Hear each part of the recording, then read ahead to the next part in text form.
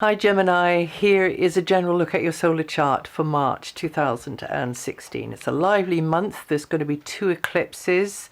There's a solar eclipse on the 8th on the Pisces-Virgo axis. Both of those are mutable signs, and you are also a mutable sign, Gemini. So that's going to have a strong influence, sending strong sort of waves across to your sign, and also on your sun sign chart, important points. So that's going to be to do with your home, your base. There could be a new beginning coming in related to the home base. You've already got a really good energy going on there anyway this year, for much of this year, which is the transit of Jupiter down there and at the root of your chart.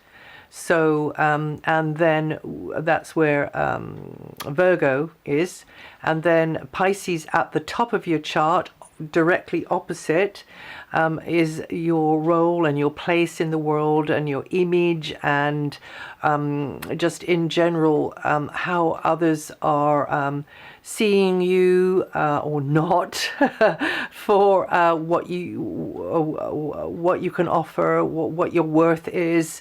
And it's going to be interesting, I think, because solar eclipses are pretty strong. Of course, it's always related to which degree they're coming in at on your natal and your sun sign chart. But they're pretty strong, and they do tend to announce themselves even before the event happens.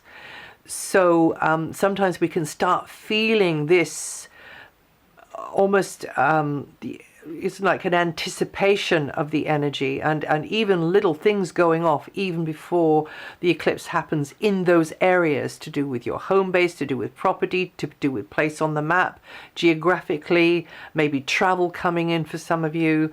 And then Pisces at the top of the chart, this is again, you know, your place in the world, and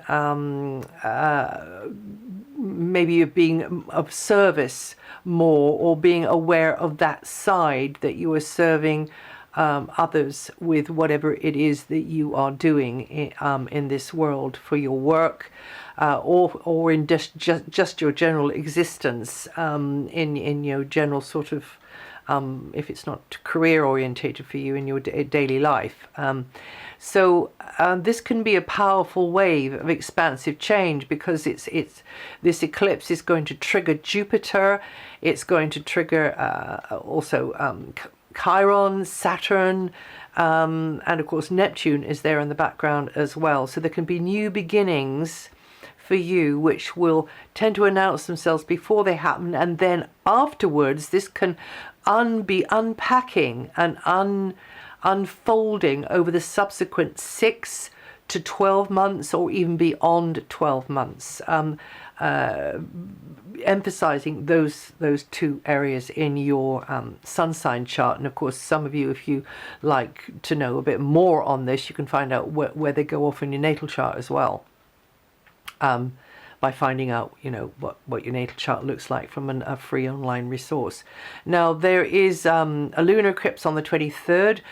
This is a smiley one for you, because it is about friends, making connections, fun, entertainment, young people. It's about networking, whether you do the networking or you're partaking of others who've done networking to give you the information you need. This can be very encouraging for you. Again, new beginnings through or related to those areas there, friendships and the like.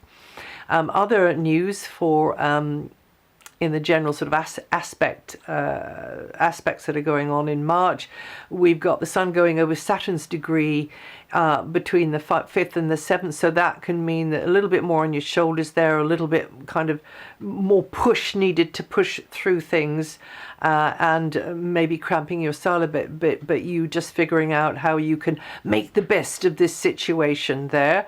And then a similar, it has kind of a similar feel, is that Jupiter and Saturn are going to move across each other's degrees. Again, a little bit of restrictive feeling coming in there. So your freedom of action, your choice is more kind of pulled in to slim down, shall we say.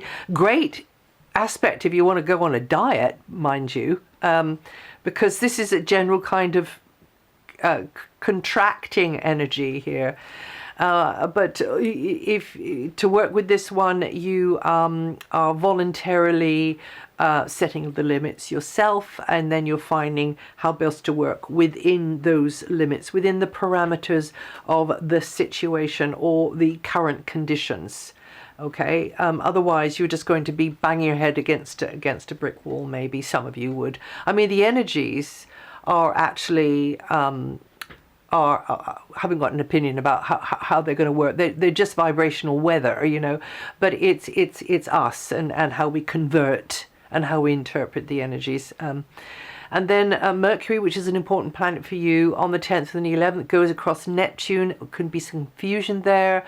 Maybe somebody gets the wrong end of the stick. Could be you, could be somebody else. Just make very, very sure that you're clear about what you're saying and make sure that somebody else has got it. Or it can be the other way around, you know, make sure you listen very carefully. There's the reason why you've got to listen more carefully. Maybe there is some confusion around, you know, and uncertainty. And then when Venus comes up over Neptune, there can be some confusions about how you're feeling about something or about something financial, or it can mean that you and somebody actually can be good. It can be like you really, really do feel a rapport with someone, and that you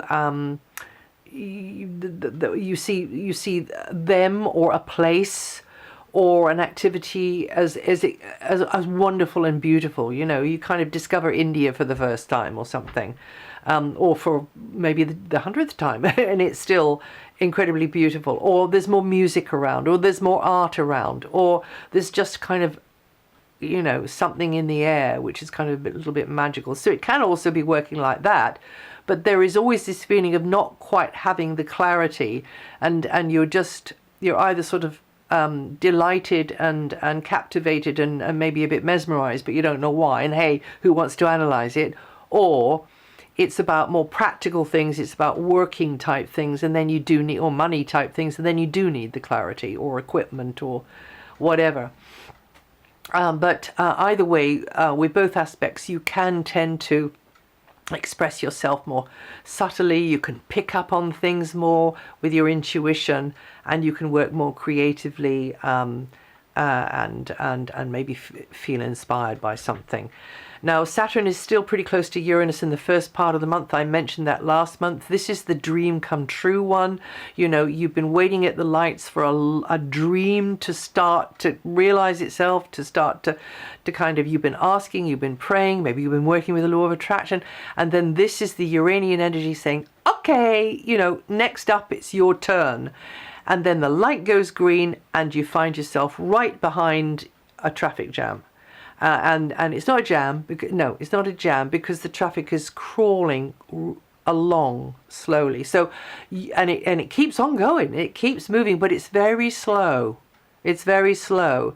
So it's like you have to consistently work towards realizing this dream, or you have to consistently be patient while other things are coming in place before you can realize this hope, this cherished hope, this dream that you want to realize. And this is the dreams come true one. It can be successful. These two are in a very positive aspect to each other. So you're likely to pull it off. And but do not lose faith. Keep the faith. And then just a mention of Mars and the Sun going over each other in the last week. A surge of energy and vitality coming in there. A good time to get the ball rolling on something, or to just kind of get the ball rolling faster, or maybe the ball just really is rolling faster and things start happening. You know, you've got to be on the ball and you get more involved, more actively involved, maybe in something as well. Now, Saturn, actually, no, I should just run over these very, very quickly. So we have, we've got the solar energy in at the top of the chart at the beginning here of the month, and this is about maybe officials, bureaucracy, and the like, and also your role in the world. It's also to do with professional matters and the image and how you take your responsibilities more seriously. But Mercury and Venus are in a really expansive area. Some of you could be traveling. Some of you should be getting outside of the rut, outside of the normal box. And yes, take a trip or just do things in a different kind of way round, or join up with something that's going to help you to dive in at the deep end and learn something new. And then they both move. Mercury on the 5th moves into the same area as the Sun. Discussions related to officials, bureaucracy, paperwork. There could be more paperwork, vehicles, travel, transport. That could be more on your mind or the subject of discussions. And then Venus moves into that place as well on the 12th. But when Venus moves in there, as she often does, she sort of brings this, she's oil on troubled waters, you know. So there's like teamwork going on related to worldly responsibilities, or vehicle, travel, transport, or teamwork going on related to something, that a goal that you jointly want to achieve. Or maybe it could be that you are having to you're having to communicate with somebody who's in a position of authority in some way, and they're likely to be helpful, or somebody around who's in position, maybe it's not the one you thought, is likely to be helpful, is likely to enable you. Maybe they didn't mean to, but they do. It can happen in all kinds of different ways, and then you just, with your quicksilver lightning, you just get in there, you know, and you get what you need.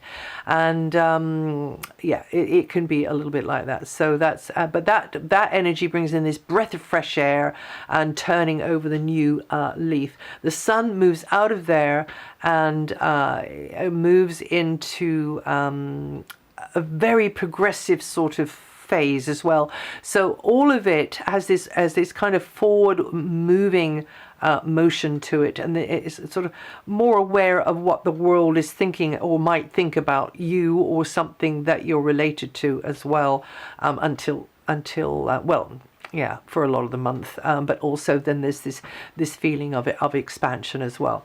Now Saturn is in your opposite sign and will be there until late 2017. So this is you know, maybe teaming up, but having to learn to compromise, to cooperate in a sort of formal kind of a way, to be at arm's length with someone. There can be, you can feel inhibited, you can feel like you're falling short maybe of what they expect, or the other way around, they're falling short of what you expect. Or maybe it's not like that, maybe there isn't that special person or that opposite number or that person to team up with. You know, it can be like that, and then you ask some deeper questions and you realize that maybe what you thought you needed isn't what you needed at all, and then you start reaching out for the right one, and they're likely to come along, but they'll take their time, because it always does under a transit of Saturn. You Geminians born the 5th to the 7th of June, or with 15 to 70 degrees rising, going to feel that one the most. Jupiter's at the root of your chart, I mentioned before, highlighting expansion related to your place on the map, and the neighborhood, the community, the world. More travel coming in for some of you, extension to your space, and improvement to your space. It's got huge potential, this one here, more settlement within you, more settlement within. And that goes on until September. And whatever the reasons behind this, it's a good time to make changes to do with the root of your life, to do with you know, property, family, place on the map, community. You Geminians born from the 4th to the 10th of June, or with 14 to 20 degrees rising, going to feel that energy the most. And then Neptune is going through your career area for many a long year, and you being more the facilitator to others, you being more the supporting role for others, as long as you don't sacrifice your own ideal ideals, your own preferences, but understanding that, and you're not somebody's doormat either. Oh no. This isn't what this means, but it is more service orientated. You have to bring that in now, and bring in this feeling of healing, spirituality for some of you, imaginative art, working in the catering business trade, and oh gosh, there's charity work, volunteer work, things that you do for others because you choose to, not because you have to, or not because you have to because you're going to make money out of it. You Geminians born the 29th of May to the 1st of June, or with 8 to 11 degrees rising, going to feel the energy the most this month. And that's it for March. If you know your rising sign or your moon sign, listen to those. I'm racing against losing the light here. I expect it's okay. And also, if you want to check this up, it's all written up on my website at DianaGarland.com. And that's it. Enjoy the eclipse. I'll see you the next time.